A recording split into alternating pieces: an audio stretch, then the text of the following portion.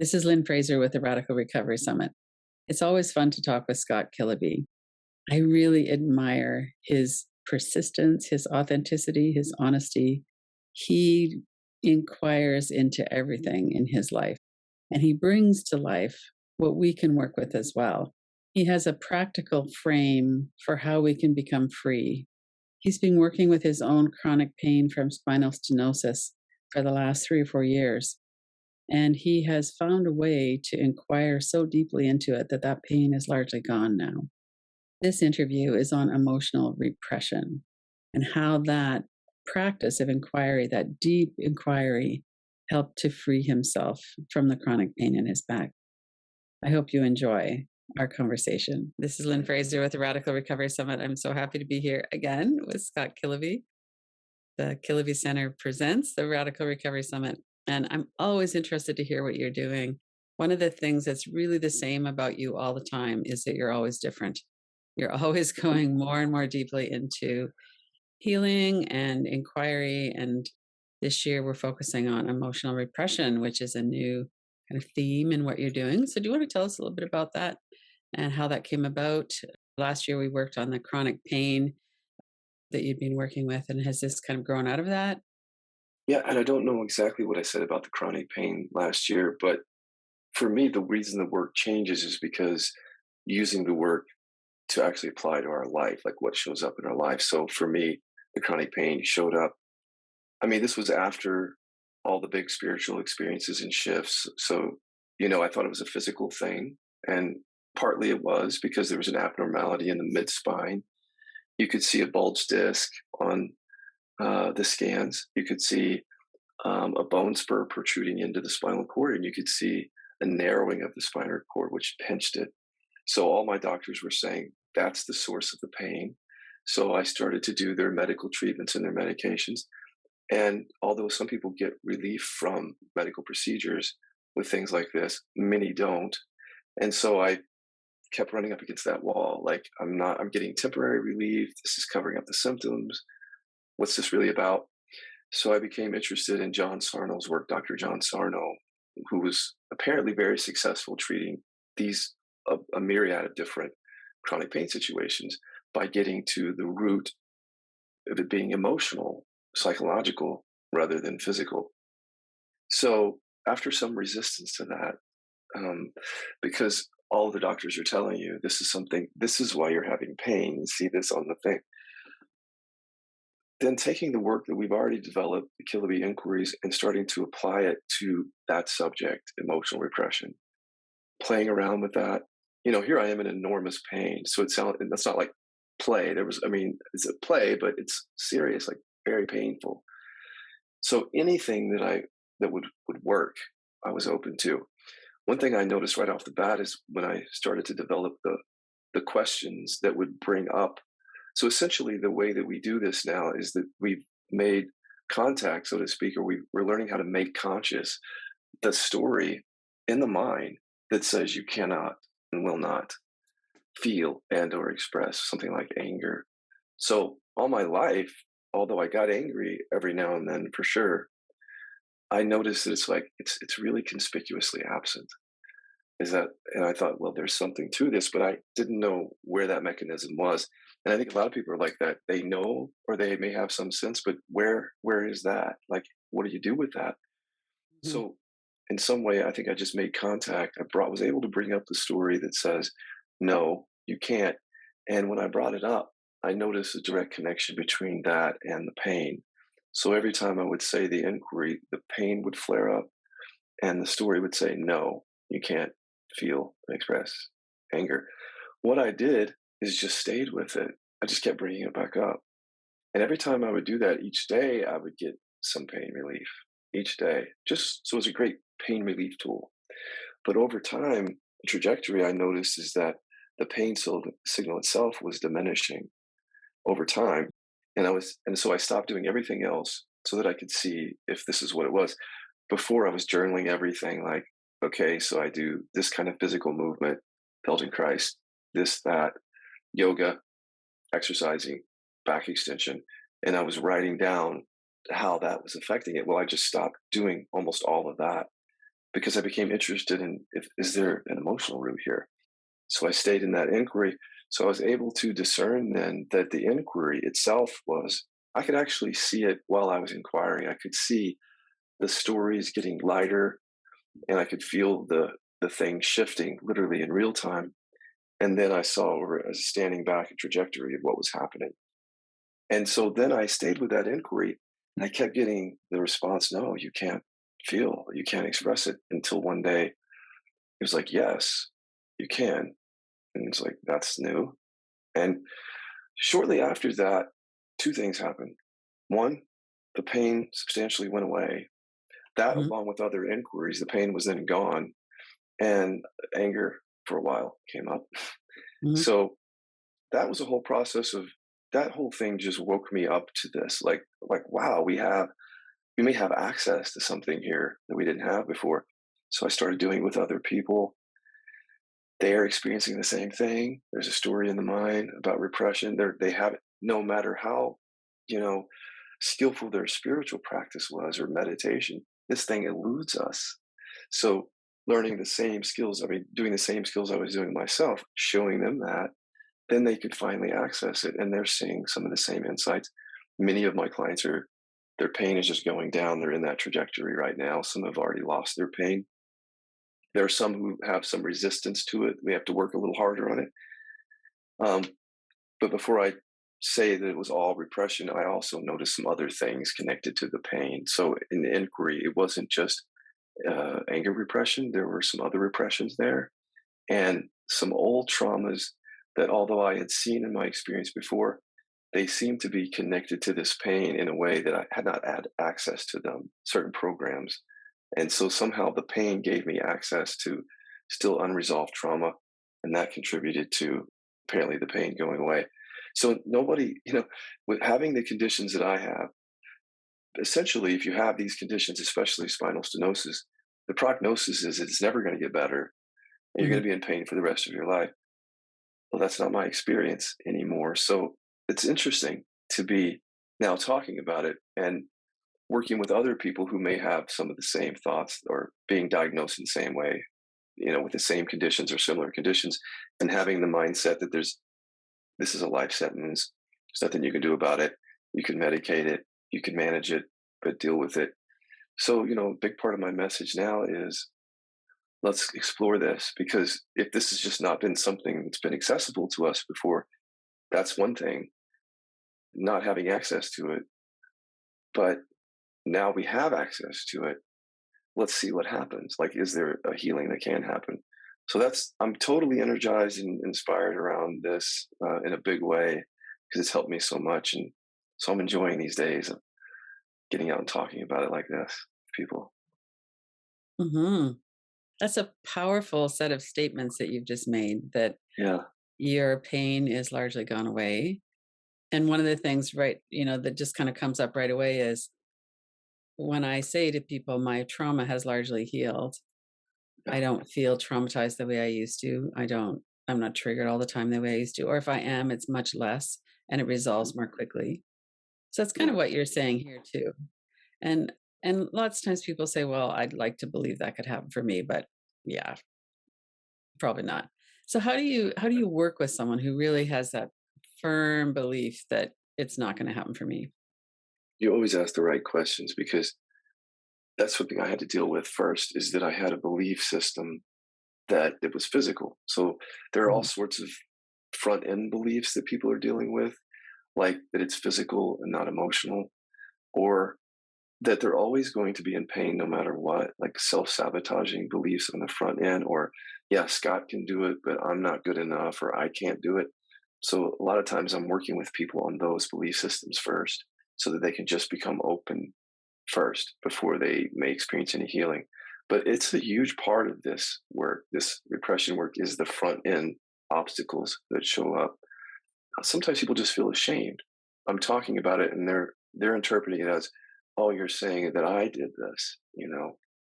And it's really not like that, because repression is unconscious and involuntary. You didn't decide to do it consciously, but you know how the ego will take things personally. So that can be a showstopper, just feeling shamed, or fear. because, when we go into these things, we're going into old survival patterns that have served us well.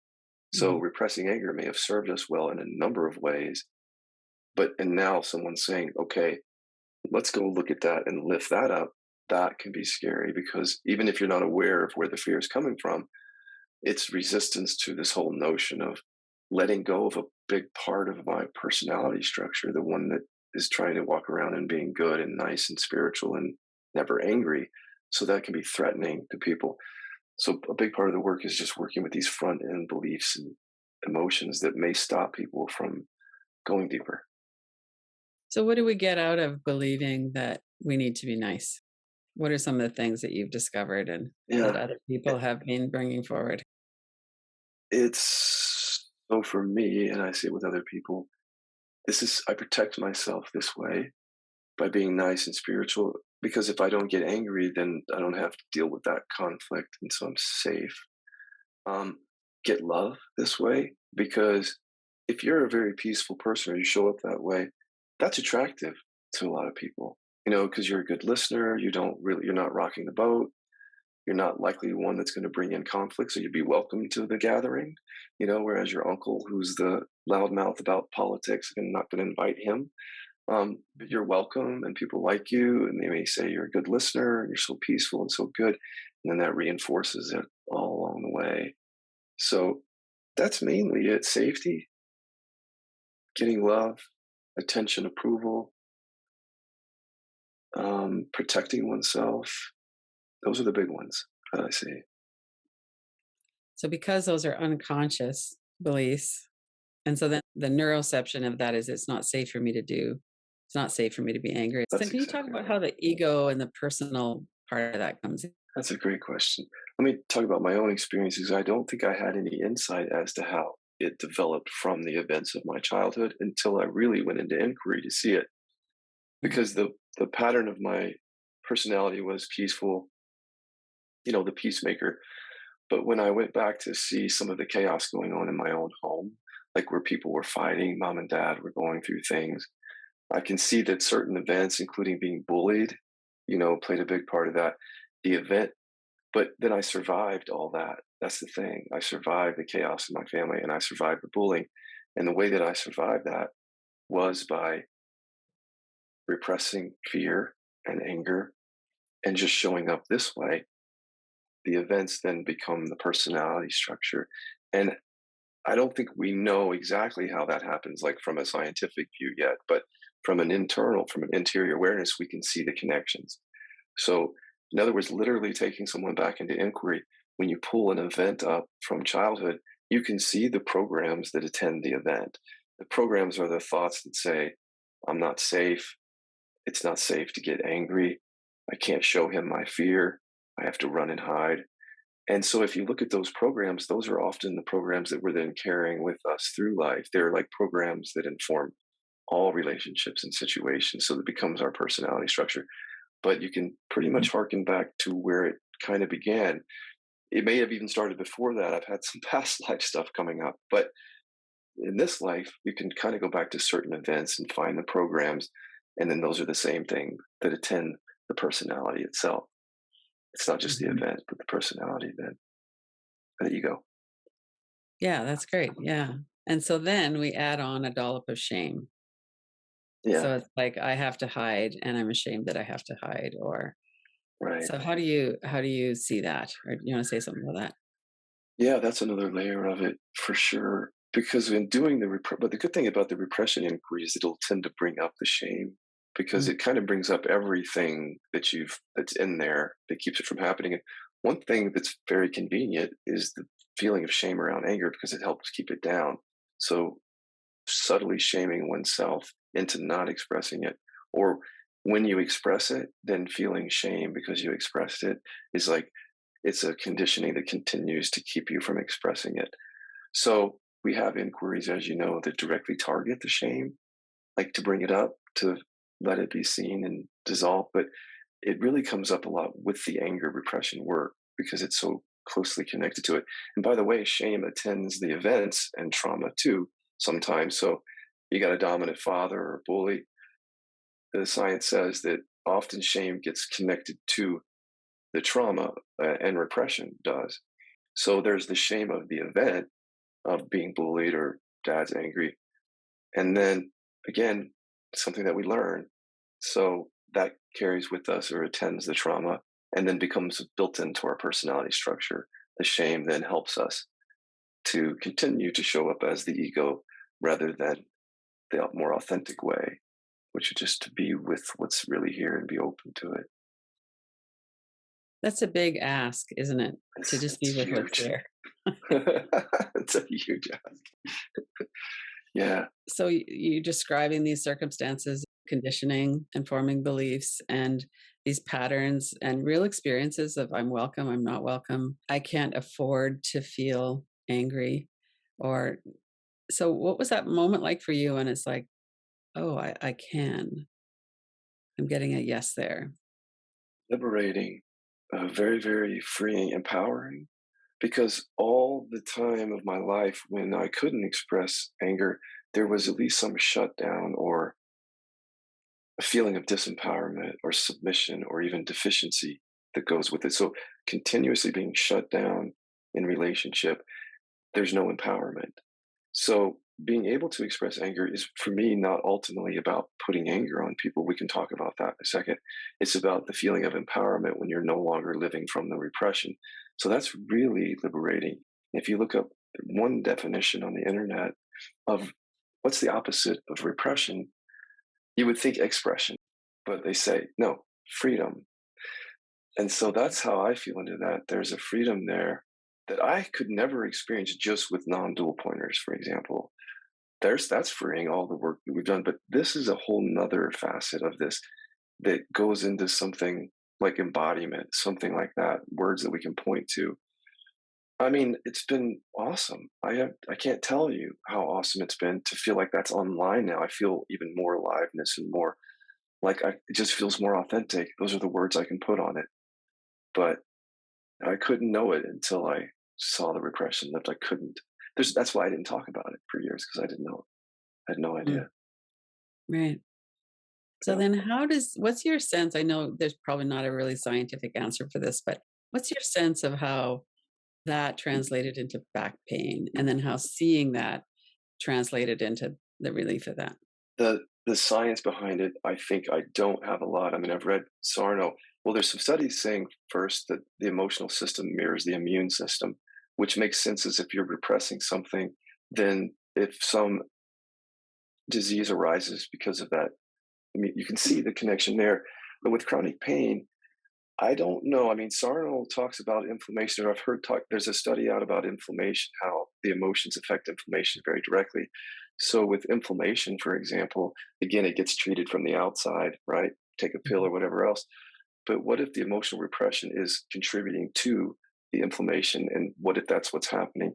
But not being a doctor, I don't know. All I know is the interior experience. So I'm interested, and I've been getting on YouTube to say, hey, where are the doctors out there?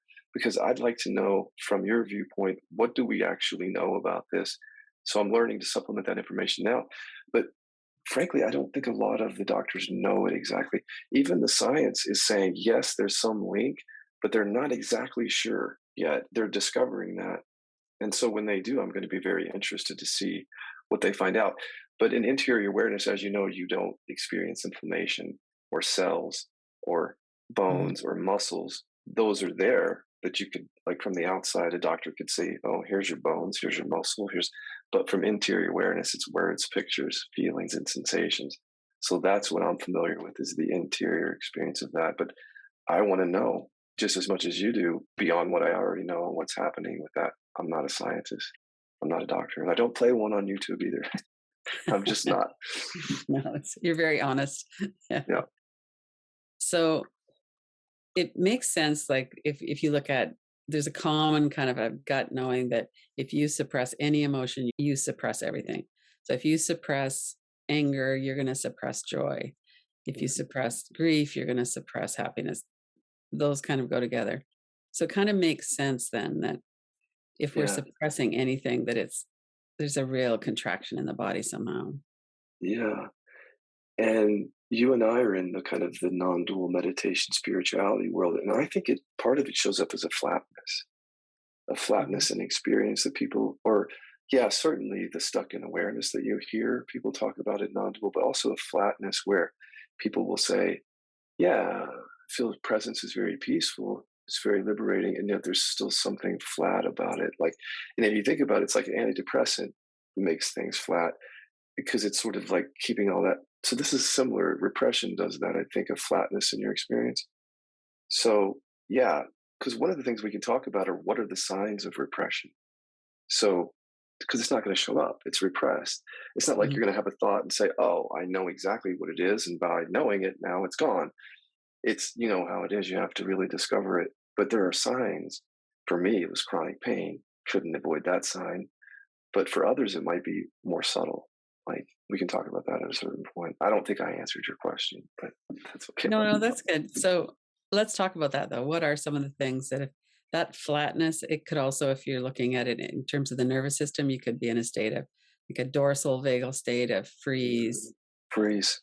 I've been in Yep. that state most of my life, and I would have said, "Oh, I was so calm." People said she was so calm, Yeah. right? So as we come out of that, we become more alive. That's for sure. Yes. So that's That's a one good way big of saying it. signal.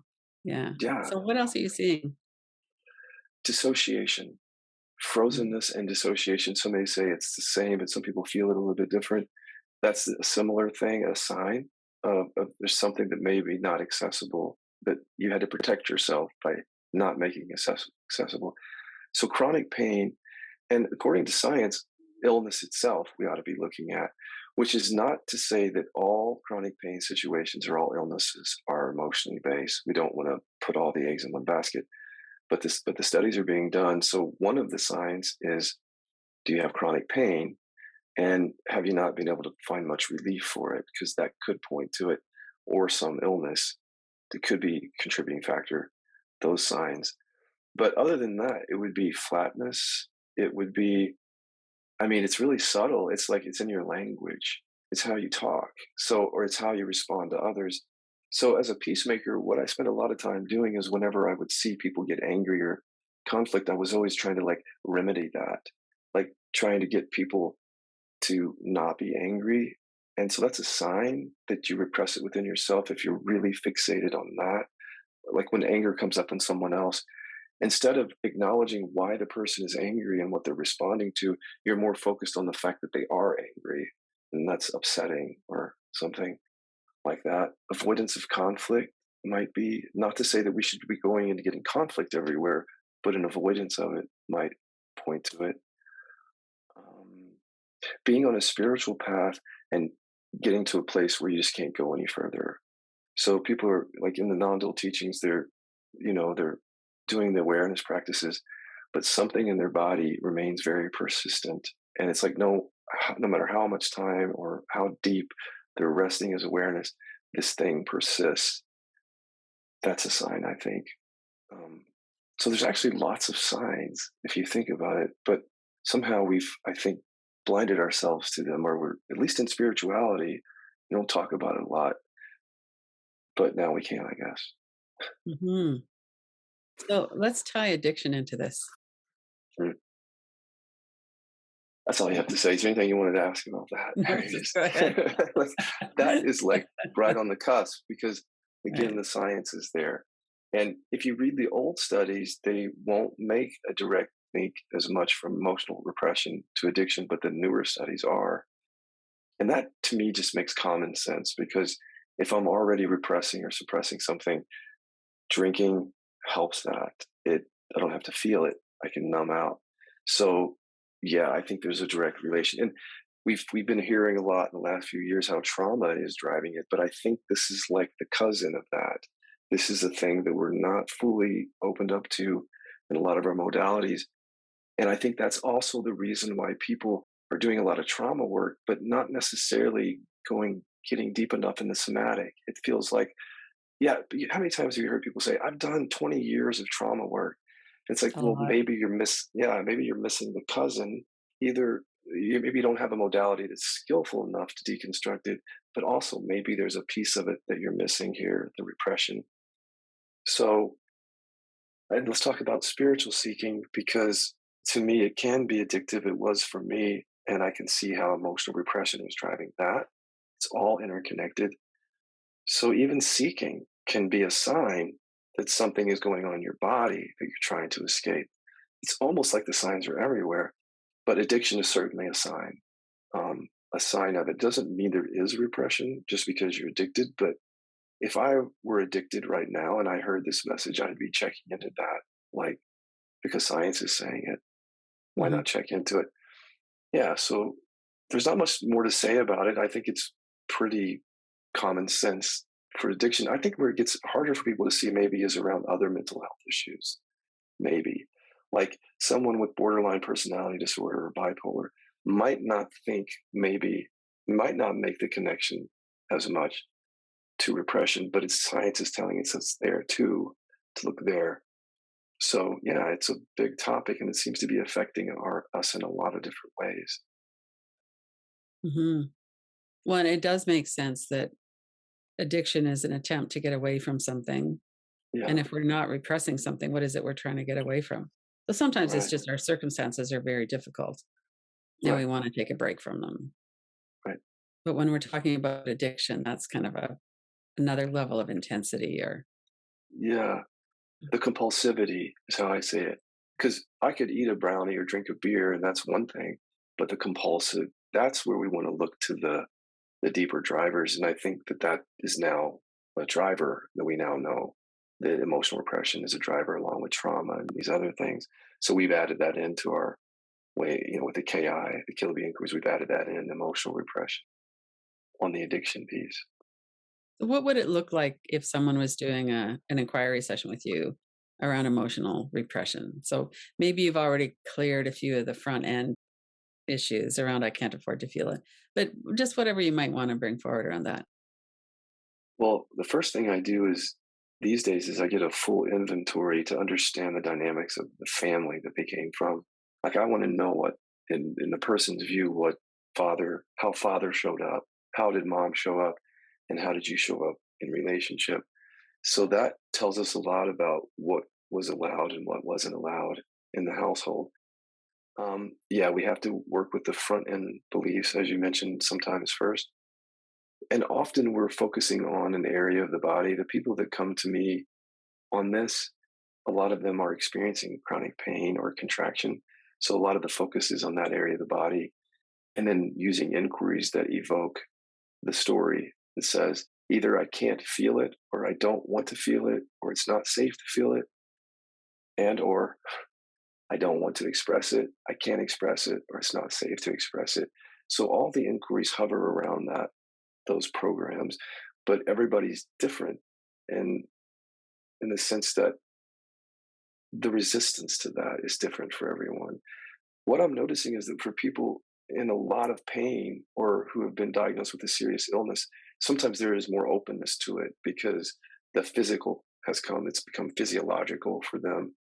But if you're not, it's like anything, if you're not experiencing a lot of pain around something, there may be more resistance because it's like, I'm not doing this to relieve pain. I'm doing this as part of my path. But my ego has been working well for me. So I don't know if I want to go. So there's resistance to going into it um, until and unless something bigger happens in our life, which is for me the gift, the true gift. Even though I never would have said it during it was the chronic pain. It was a gift for me. It was almost like, if I can just speak loosely, it's like the universe saying, you can avoid this anger all your life, but it's not going to avoid you. And now it's going to be physical pain. Are you still going to avoid it? Or Right. what do I have to do to get your attention, essentially? So, in some ways, even though we're fraught with a lot of suffering and different things that happen in our life, in some way, they're pointing us back to freedom, to clarity, like even like addiction. I mean, how many times have you heard someone say on here that it was the rock bottom moment, which was the important thing that happened? So these things, even though they're very painful, it's such a cliche, but they're all opportunities to go deeper. Unless, of course, it's a physical thing. I don't want to send the message out there that everything you're experiencing is emotional. Yeah, I'm Mhm. not saying that, but it could be that what you're experiencing is connected to that. When I was about 40, I needed to have my uterus removed. I needed to have a hysterectomy. I had really big fibroids, and I was also meditating and learning about the mind as a field of energy, warps in the energy field translate into the body. And I was very ashamed that I couldn't fix the fibroids in my uterus with Hmm. meditation. And so finally I had, I kind of came to the point where, okay, it's ridiculous. I need to do this. It's really affecting my health and everything else. But I was really embarrassed to tell my meditation teacher that I was going in the hospital for this surgery and I wouldn't be at meditation for a while. Hmm. And I just, when I look at it, I can trace back the sexual trauma around puberty, my early teens. I can see all of the things that most likely led to that condition. And it's not reasonable to think that I could do that through meditation. These are Right. patterns that have happened in that case for 25, 30 years. Totally. And so it was just very clear to me that there was something wrong with that philosophy that I had imbibed that said there's something wrong with me that I can't fix this through meditating. Hmm. Right. And it's interesting to see. It's something that's another thing that people have to deal with along the way is the shame or that's what I'm saying is the shame. But here's the other thing. It didn't heal for me in meditation either. Like part of the story is that I spent 2 years in pain, not very skillful with the inquiry, and then just resting in a meditative awareness, because that's my experience. Meditative awareness is always here. So nothing happened. The pain got worse. So yeah, it wasn't until I started to again use inquiries that provoke specific material that wasn't coming up already in meditative awareness. That's the big takeaway here, is that I could sit in awareness or in meditation and the whole story of repressing doesn't even come up, or if it comes up it just like and gone. So for me, yeah, just meditating with that wouldn't have done it. It was the repetitiously pulling up program to see it because it likes to hide. That's where the relief came. But let me speak to your question. The way that what I say to people is don't stop going to your doctor. Please don't stop going, because your doctor and this work can work in tandem to discern what is really going on there. You need that doctor to help you because there could be something going on physical that inquiry will not reach. But if you're doing both, you're covering everything at least, so that if it isn't physical, here, this somatic work can help. And so if you take that approach then and work through the shame, you may find your solution in the medical field. That's fine, but at least you didn't skip over here. This part, you didn't skip over it, is the idea. And so everybody has to find their own way in that because every condition is different and Mhm. everyone's conscious is different. The level of resistance is different. The level of skill is different for everyone.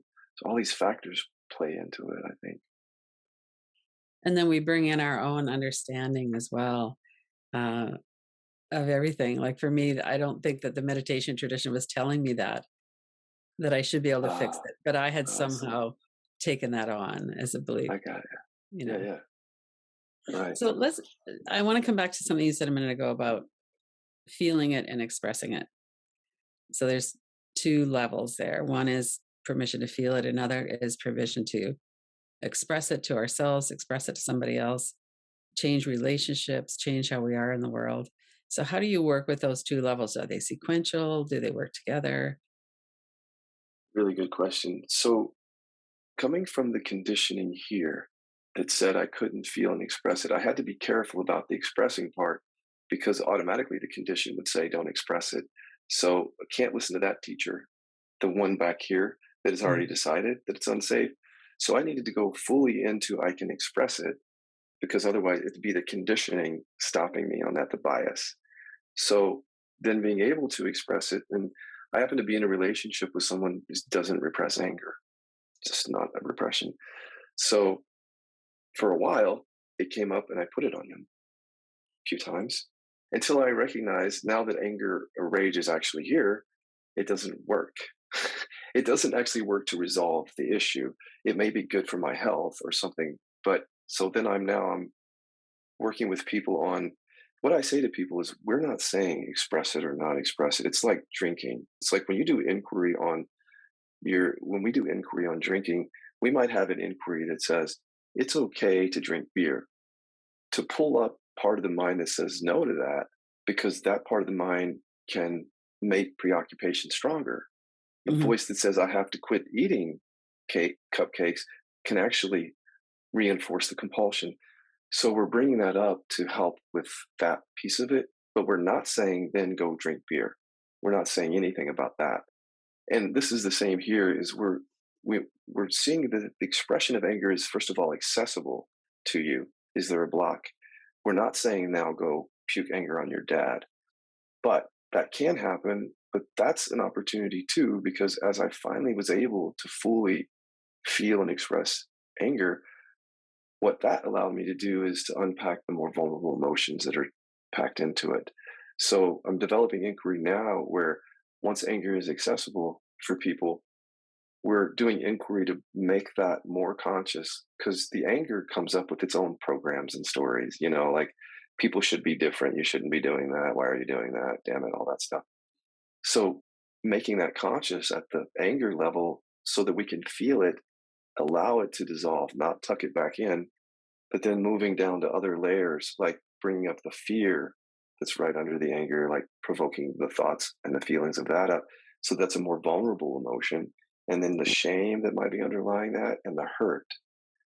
And so at the end of that set of inquiries, there's a vulnerability that happens where there's where things can be resolved in the vulnerability flow. And, if you can be vulnerable, there's more communication, there's less, but you can't do that necessarily when you're really angry. There's not a lot of vulnerability. And sometimes if you're getting angry, people will think, well, then I find that that's what I need. I just need to be angry at people. Well, but you'll find that's not really the final landing place because with the anger, there's more to see, the vulnerability. And sometimes people can't really see the more vulnerable emotions until they have anger accessible. Like they have to have it accessible to really see that down deep they're hurt. Some people will try to go into the hurt as a way to keep the anger from coming, but that's Mm. repression. So what we're saying is have it accessible, but then inquire into it, unpack it, see that at the very base of it, you're feeling vulnerable or you don't want to be vulnerable.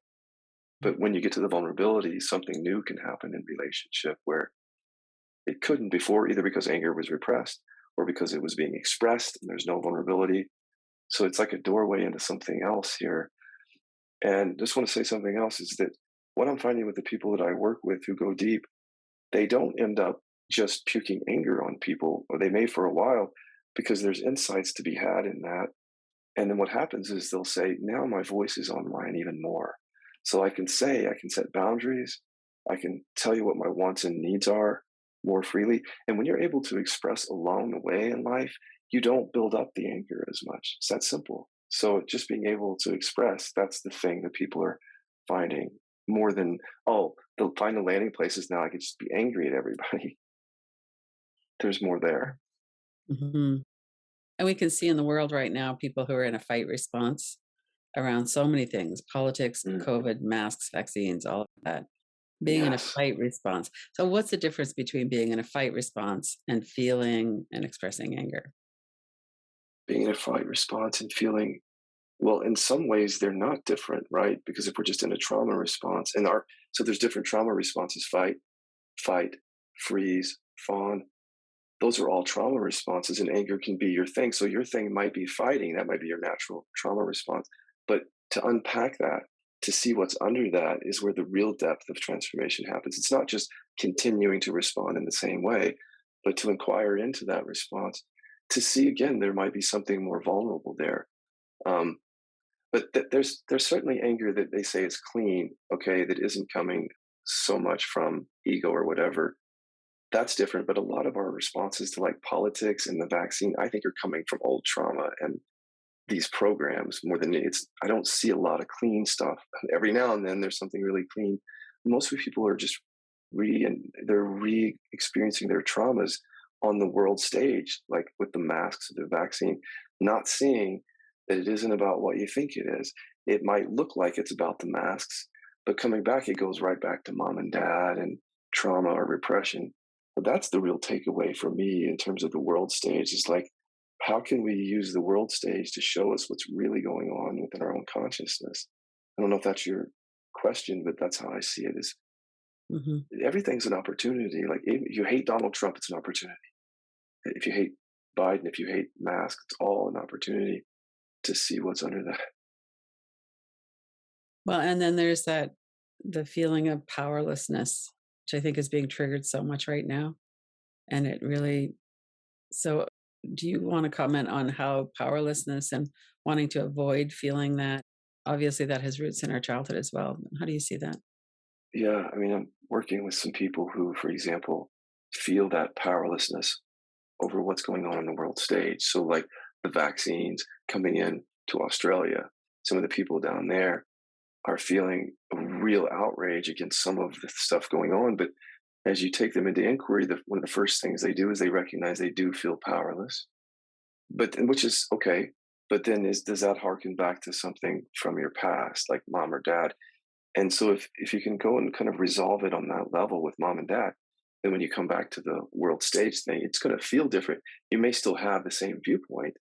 Like, I don't think masks are a good idea, but the energy is resolved around it because you saw that it was largely personal and not worldly or political. And I think that's important to see. And if we don't see that, like, how many more years or decades are we going to keep doing this? Like, not seeing that this is all there to wake us up back to our past. There's a richness in everything that's going on in the world for us to see Well, how. 50 years ago, one of the slogans was the personal is political. Yes, I had that Right? coming up when I said that. Yes, Yeah. who said that? Brilliant. Yeah. Yes, Yeah. very much Well, and so. that was specifically around the feminist movement, around our bodies. The personal is political, but it certainly applies to this situation with COVID and feeling powerless and going into a fight response, all of that too. Yeah. Yes. So people are starting to feel like I'm starting to buy into this. I can see what Scott's saying. I can feel I've got some repressed anger. What's a few steps that they could take? If you're going to work with it with our modality, one of the steps is just to learn some of the basic tools and reverse inquiry, utility inquiry, mining at least. Um, so whether you work on that on your own or with someone is a question. Like I was able to work with it on my own, but I don't know that everybody can. Some will. So getting support from someone who can take you through it, like a facilitator who's traversed that territory, who can ask the right questions and watch for re-traumatization, because that can happen with this for Mhm. sure. Because it's an old emotion coming up. Someone who has the skill to deal with that, that might be the smartest step, is to work with someone who's been through that, who has the skills. But many people are just starting it on their own because they can't afford sessions, and so that's a tricky thing. But what I'm trying to do is just be more accessible to people. I'm starting a forum actually that I want to talk about. There's going to be a forum that we create where the facilitators that are on my site have direct access to the people doing this work. So on a daily basis, we're supporting them and helping them even if they can't do sessions. So we're trying to bridge that gap between being all alone looking at something and doing sessions where you're fully supported. There's a big divide there. So with this Mhm. new forum, trying to bridge that gap a little bit more, because we know that people are going to become interested in it. You can't help it if you resonate with it. But then how you do it is important, because you have to understand that there's going to be probably a lot of resistance first. And if you don't know how to work with the resistance, what would you do then if you open up the can of worms and there's nothing but resistance there? You just kind of live in that for a while. Re traumatization can happen. All sorts of things can happen. So if you're with someone who can guide you through it, who've seen it happen with themselves or others, then that can be helpful. Just want to share a little story about someone who's working with Dan McClintock, and she was saying that she had a situation where she was able to express her anger about something. She was able to tell this other person, "No, we're not going to continue as friends. You express contempt for me. You manipulate me. No, I'm done." And the other person's like, "Oh, you're being too angry." And she's like, "I'm fine with being angry. It's appropriate at the moment." Right. But so what happened next, though, is that her nervous system was in a big uproar, of course. It was hard for her. She does a lot of, normally she would have gone into some kind of compliance. So she had a big uproar, but then she was able to calm it down within a day or two. And she said the difference was that she wasn't turning against herself in her mind. Yeah. So she wasn't going, "Why did you let her get away with that? Why didn't you say that thing?" She wasn't doing that. And so that was what enabled her to just kind of come back to regulation, and Yeah. what a huge difference that was in her experience. Yeah. Setting a boundary is not abusive. That's the thing we have to remember. It's not Mhm. abusive. So no matter when you're setting a boundary, when someone tries to bring something back to you that you're being abusive, just stay steady. Because for all Mhm. of your life, you probably weren't empowered to set this boundary. And once you do it, then stand in that. Because if you're doing inquiry, you'll see just like she sees that you're not going to be beating yourself up so much. So all the time you couldn't set the boundaries because you were listening to that self shaming, self thing. Mhm. And look what damage that creates because then you're in all these relationships where you are being abused. So when you set a boundary, that is not abuse. That's Right. not the same thing. But in our minds, we often think that any kind of aggression or speaking out is somehow abusive. And we've got to undo that because we have to protect ourselves in certain situations. And Mhm. that's okay. Yeah. Mhm. And so to protect ourselves instead of being codependent or trying to protect someone else. But also, when I look at this too, I can really see the deadening effect it has on relationships when we can't really be present and Mhm. honest. And so if we're going along to get along, that relationship doesn't have a lot of depth or authenticity. It doesn't. It's Well really said. sad. Yeah. Yeah. I think you have to live that to really know it. You can hear us talking about it, but anybody's listening, just look back at your relationships, and there's another sign right there. There's a good Mm, sign. mhm. Yeah. Yeah, and all kinds of well, for me with my past relationship, there was a lot of excuses why, it wasn't worth it to challenge her. She Hmm. was always gonna win because she was always determined she was gonna win. And, I'm the peacemaker, I can get along with, and so to really see, it just that's one of the things as I ended that relationship, I really saw the cost of not being honest and authentic, even No, though and I that couldn't have done it at that time, right. but There's a yeah, cost. what a high cost to it. It reminds me too that the repression is clever and that it'll say things like, "Well, I could express anger, but they won't listen. It won't matter." Um, And then that becomes a conditioned block, keeping it down. So inquire into that. And you may still not express the anger, but to have it accessible, have the expression accessible is what I'm saying. And those little thoughts that seem very wise that say, don't bother, is they keep us locked down around it. mhm, So I've noticed that a lot in inquiry, where just those little phrases like, it's not just that she would attack me if I'm angry. It's like she won't listen, she'll walk away, he'll walk away. And those are the kinds of things that we continue to believe, and then we don't bother. And so right, we stay that way. yeah, and a lot of those are probably based on experiences in childhood. Yeah, Yeah, so that's the circling tricky back to part. that. Yeah, because it's experience. And that's the tricky part because experience will tell you that it makes sense, that you're right, it doesn't matter to the condition. We're working with conditioning. Even if logically back then it was right, it's held in your body now, it's becoming your personality. Mm, Even so, you might be repressing in situations where it's not even about survival anymore. You're just repressing because it's who you are. It's your mhm. personality structure. So can you give us some examples of different inquiry phrases that people might use? Yeah, usually we do it by feeling into some area of the body where there might be holding it, like chronic pain or stomach contraction, heart contraction. And then we tend to bring people up because if you do it in midair, it's like expressed to who? It's not relevant, but there's mom, there's dad, there's wife, husband, boss, feeling into the area. We might say, I can, as a reverse inquiry, I can feel anger first. I can feel, or it's safe to feel anger. But then we get into, I can express the anger. So that right there will have mostly a lot of objections to it. So that's the thing that takes people out sometimes, is that they feel like it's just endless. It's going to be forever. It's not a story. It's reality. But there is an end to everything. Everything is finite. So if you stay in it, it does fall away, but they'll stop because of that. So it's not so much that we have this wonderful, I mean, we have good forms of inquiry. It's more the context around it, the understanding that it's a persistent story. So looking at it for a while is not going to get to that persistent story, but looking at it regularly will. So that's one of the blocks that people bring up, or the people that happens for people, is they'll Mhm. just dabble in it a little bit. Mhm. And to make it kind of personal. So I can express anger to this person, or I can feel anger and then bring that person into the inquiry. Is Yes. that what you're suggesting in part? With this work, more specific is better, because if you say generally I can express anger, it's like, to whom? You're not, it's not being, there's no challenge there. It's like, what? Who?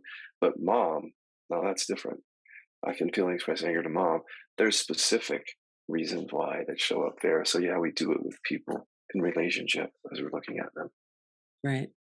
We also go through all the other repressions though. Am I repressing fear, joy, sadness, guilt, shame, love, and affection, as you mentioned, because where there's one, there may be evidence of repression of the others. So take them through the full gamut of that.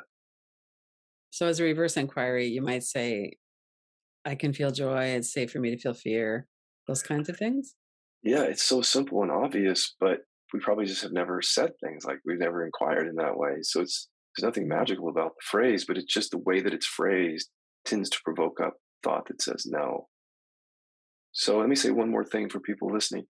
If you have been in practice where there's a great degree of clarity happening for you, or awakening, or you feel, but there's some aspect of your body that's persistent, contraction or chronic pain, that's, there's a sign right there. So when you start, when you say, I can feel and express anger, it wouldn't be reasonable necessarily to assume that anger is just going to come up then, right then.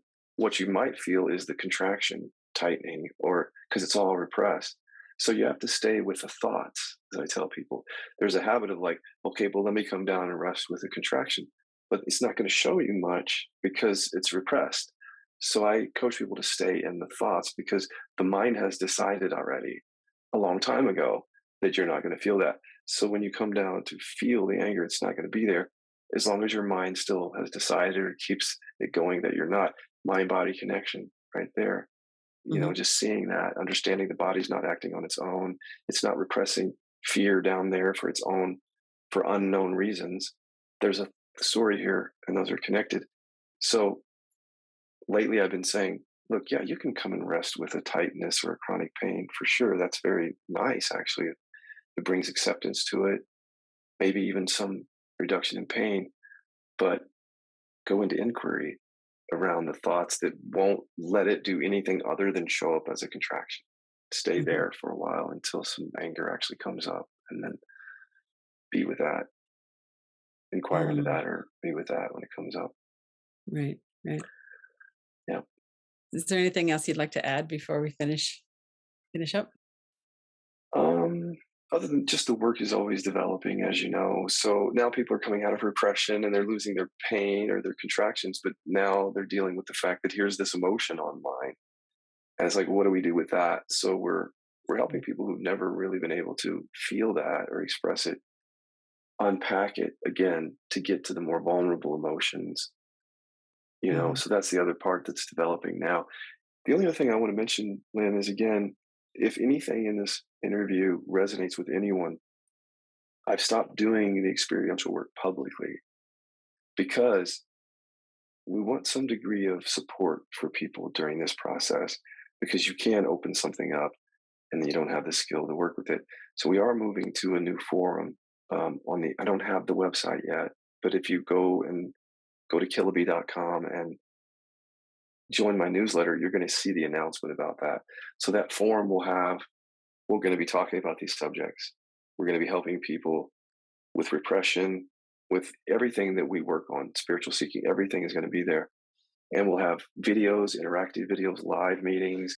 And one thing we're working on is a facilitation session from me but I'm never there. So I'm just on video, pre-recorded.